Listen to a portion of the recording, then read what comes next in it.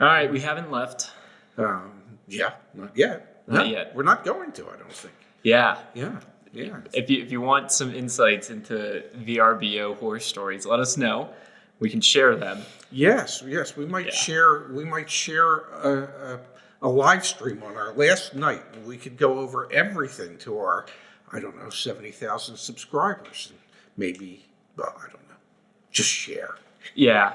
Yeah. As the people like coming into a space, you don't have the rights. Anyway, Yeah. Let's get into the video. We've actually got our continued sponsor, findthebestcarprice.com/insider. Yes. Link down below. Yes. Jeff and his team aggregating and collecting compiling all the different manufacturer incentives. We're coming up on the last week or so here of December. So if you are considering buying a car, look for the manufacturer rebates, the cash rebates, the finance incentives, all that fun stuff. Findthebestcarprice.com/insider will help you there. Yes.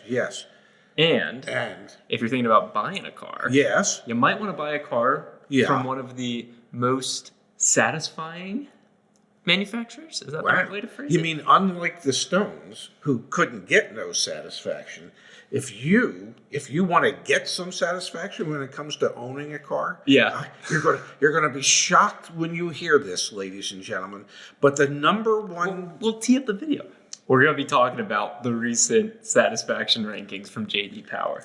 And you can't start with number one. We've done this enough times. People will just click off. They won't click off because they're going to be shocked as shit when they find out that, I can't tell you what the number one mass market brand for satisfaction by a long shot, Mini. And how do they measure satisfaction? Like, what does satisfaction mean? I don't know. Read the thing. How do they measure? They survey the customers. They find out what It's about the sales process. Yes, and it has to do with the problems and this and that.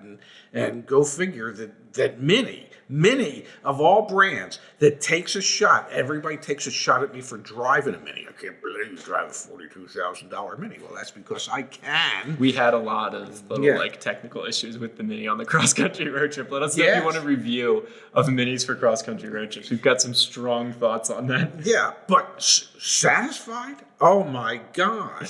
More people are satisfied with their Mini than any other brand. And believe it or not, the second most popular brand, and I know I'm supposed to start at the bottom 10 and work my way up. That's fine.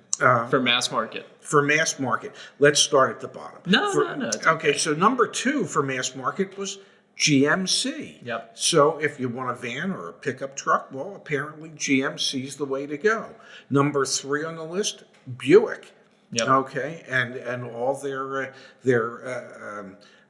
wide variety of Encores. Of SUVs and CUVs and some kind of Vs. And I don't think I'll put it up on the screen, Dad. Yeah. So the segment average is 784. So Mini was up there at 824. Yes. GMC's at 804, Buick at 803. And those were the only 3 that were above over 800. Were over 800. And then at the bottom of the list in terms of customer satisfaction through the buying process were Fiat in last place. Yeah. Chrysler in second to last, and Ram.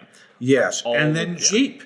I mean, go figure. Everything that's Fiat, Chrysler. And look at that. Dodge was even under the segment average. Yep. Bringing up the bottom is pretty much Fiat Chrysler Corporation.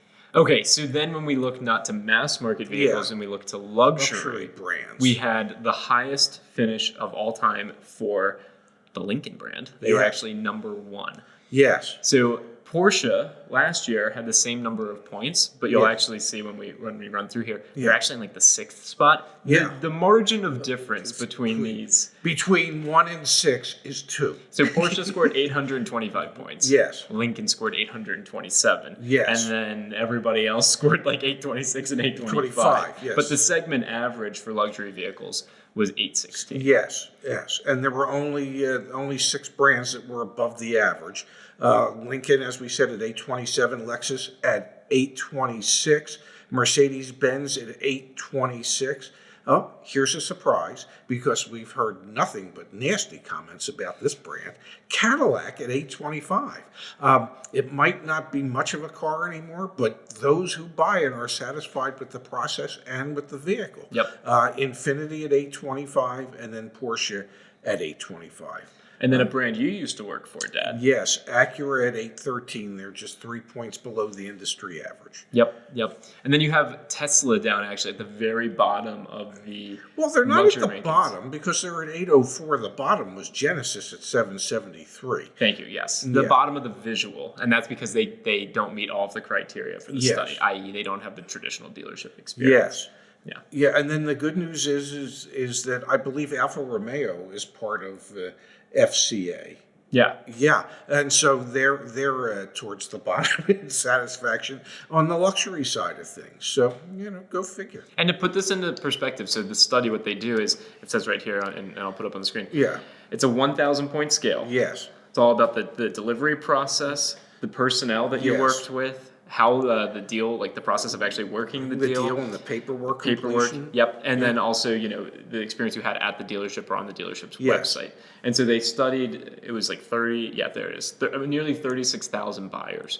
And they came up with these rankings. So if you're in the market for a Genesis, don't anticipate as satisfying of an experience as if you were to go to a Lincoln dealership. Well, they make a fine vehicle. They make a really cool SUV now. The problem is that they don't have a tremendous amount of experience as a luxury brand itself because it's relatively new, and so they haven't been able to put into practice the processes that make buying a luxury brand so much more satisfying. And then on the mass, but they will in time. Of course, and then on the mass market side, if you're torn between a Mini and a Fiat, which I guess they don't even really compete, but they kind of compete. Well, Fiat would like to think they compete. Fiat, Mini doesn't think they compete. You're going to have this much more positive experience, most likely at a Mini dealership versus the Fiat dealership. Yes. I mean, one of the things that Mini's always been known for is being different. And the dealerships are different, and the brand is different,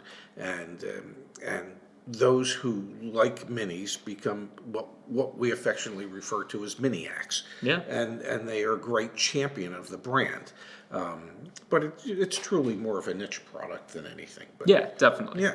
But it made it across the country, damn it. Whether or not it'll make it back, I don't know. Yeah, let us know if you want that review of the Mini. We got some.